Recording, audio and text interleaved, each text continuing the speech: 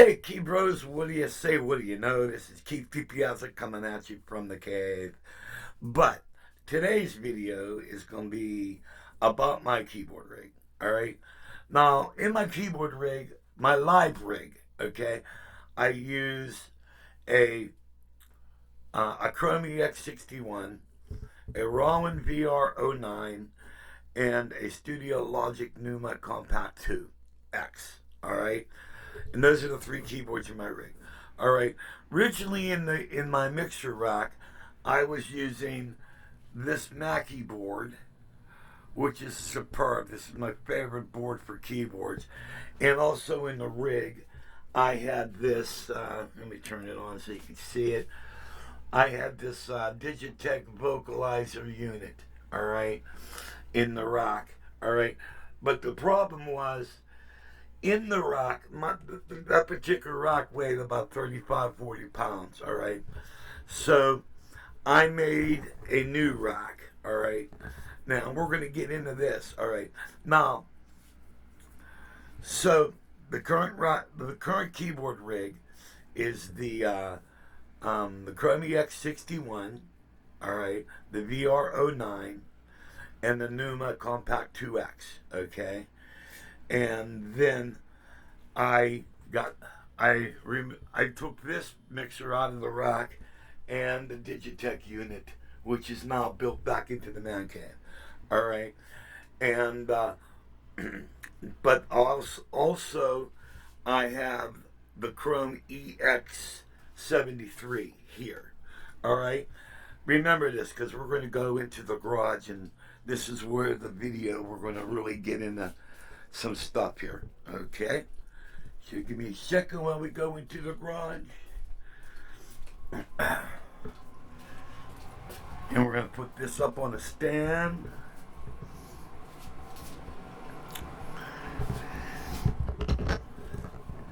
Put this up on the stand here. And we're going to really get into this. I just wanted to give you all the preliminary stuff, you know what I mean? Okay. Because I got a lot of complaints. And I don't know whether you guys got these complaints or not, but we'll figure I'll lay it out for you. And we'll just put this here so I can see what I'm doing. Okay. So I pulled out my Krome EX 73. Now, what that keyboard was doing in my rig, it did organs and some other stuff. All right, I would have maybe some left-hand organ, some lead organ, or left-hand organ and some synthesizer and stuff. The 73 did everything beautiful. All right. So then I picked up the VR09. All right. Okay, the one part about the VR09 was it had drawbars on it, all right? Being a B3 guy, you know, I thought, you know, the drawbars would be really cool for me, all right? Now, I used to use in my rig a Roland VR760. That's a badass keyboard. The organ sounded great on it, felt like a B3, had great touch. The Leslie Sim was really awesome on it, and a bunch of things, okay? And, but the VR09, I hate to say it, I mean, it's a very cool keyboard, but from my view, it's falling short, all right? So I'm not really happy with it, okay? And, to be honest with you, I missed my Krome 73. The organs on it are far more superior. They really are. You know, even though I don't have the drawbars, I don't need them. I mean, it's just, the organs, they kill. They're just, and the Leslie Sims are fantastic. All right, so there's my bitch about that, okay? Now, here's the other bitch, all right? Let me position this camera here. And those of you who follow me, you all have a good idea on my keyboard rig. Okay. Now, let me move this. I gotta put these in my drawer. I just bought some new. Bought a pad and look, a new gel pen. Oh yes, you Roo. Okay. Now this is my current mixer rod. Okay.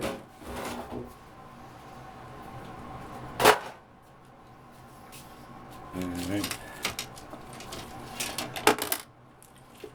This is this goes right here like that. That's my set list. Alright, we don't need that. And we'll put this right here. Okay. Are we focused? Okay. Oh. My camera went limp. Nothing like a limp camera. Okay. So what I did was I put the Mackie, I brought the Mackie back into the cave, and it's now used for a PA rig inside my man cave, alright? And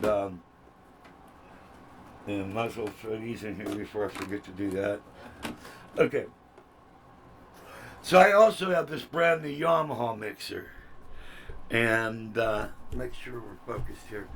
Alright. So I got this brand new Yamaha mixer.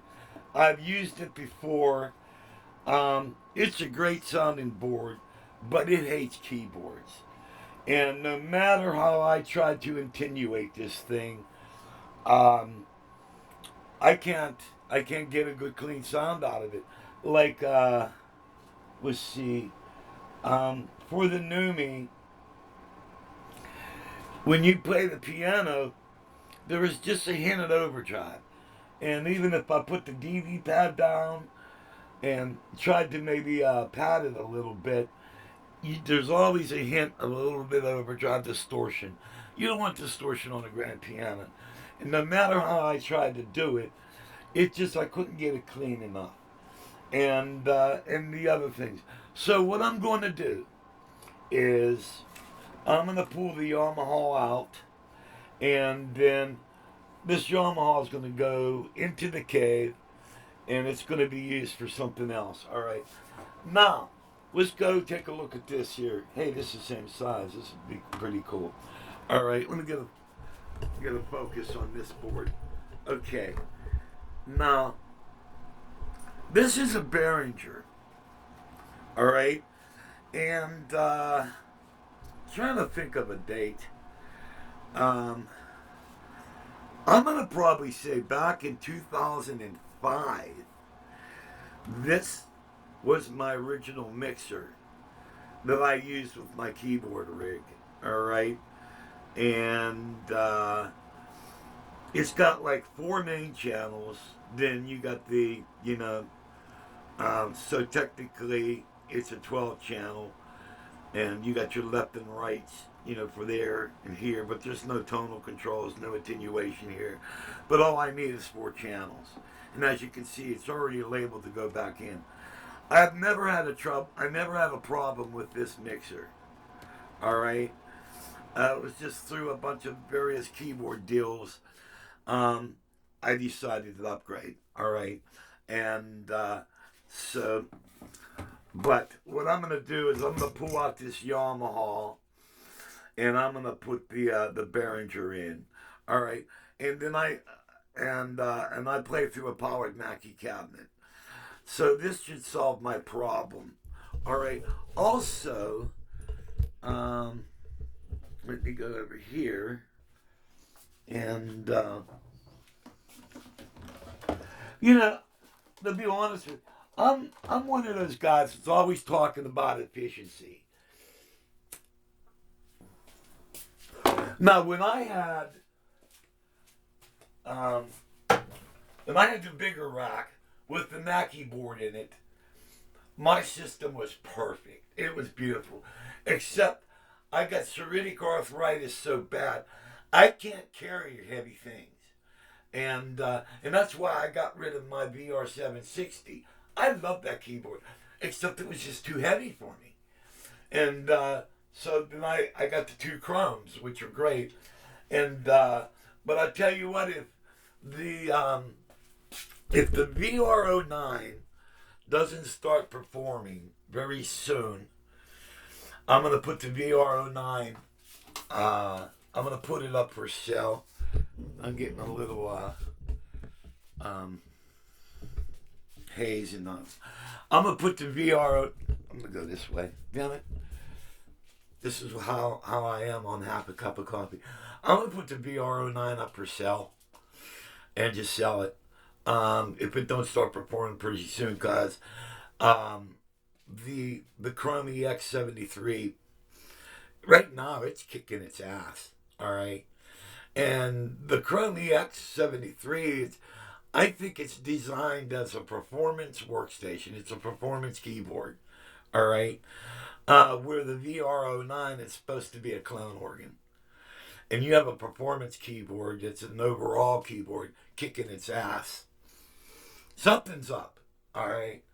Now, maybe by adding, maybe by switching the mixers on, okay, that's going to solve my audio problem. Because the Yamaha is a fine mixer. It's a beautiful mixer for PA. It hates keyboards. It just hates keyboards, all right? And I don't mean to talk shit on the keyboard, on the mixer itself, but it's not a keyboard mixer, all right? Now let me open this up here and show you my other problem. All righty.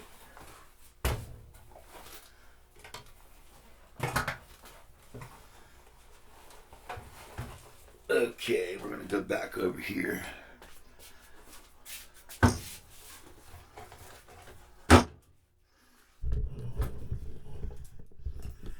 And this should do it. Okay, this is my pedal board. Okay. Now the way this thing is set up is this is a Roland EV5 pedal. This is for organ. All right. This EV5 pedal is for the Krome EX61. All right. Sustained for the Numi. And this switch was for my Digitech vocalizer. I'm not using it out, but I may use it out in the future. But I'm leaving the switch in. All right. These two switches here.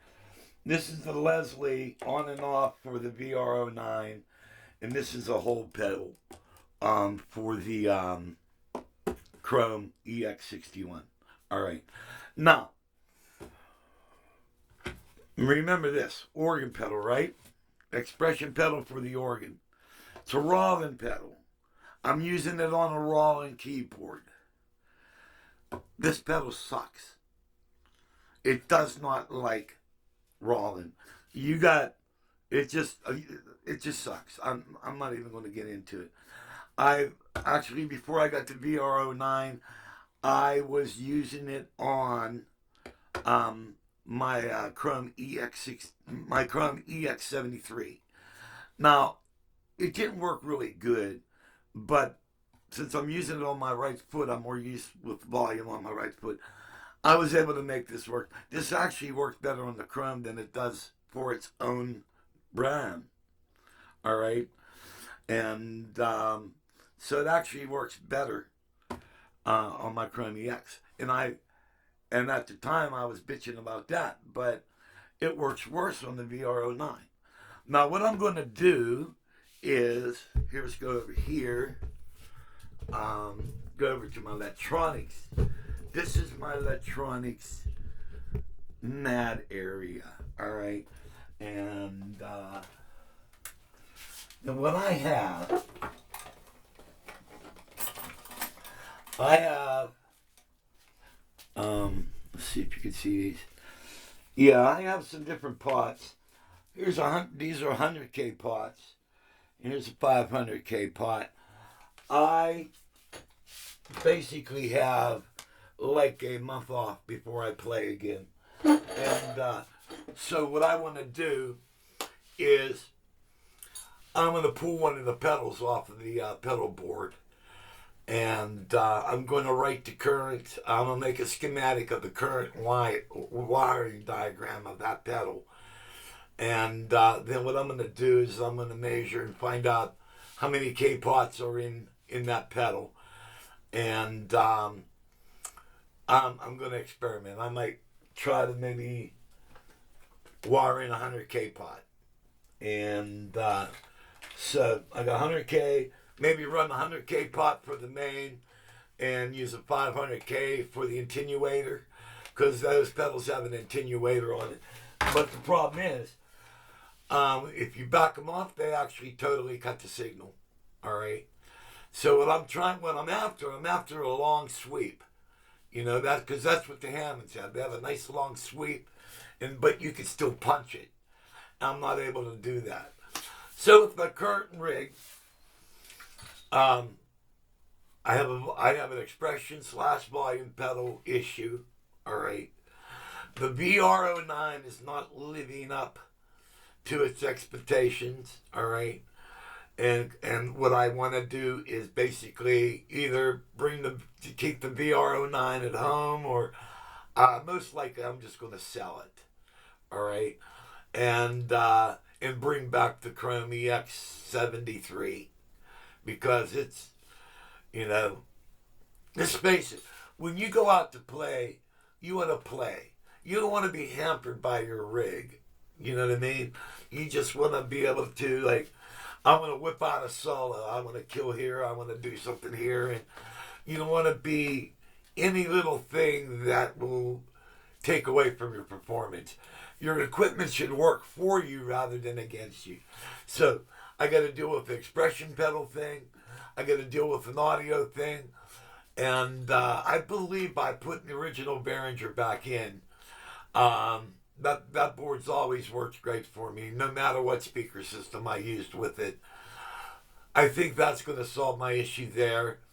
And I'm going to try to maybe come up with maybe some different programs for the VR09.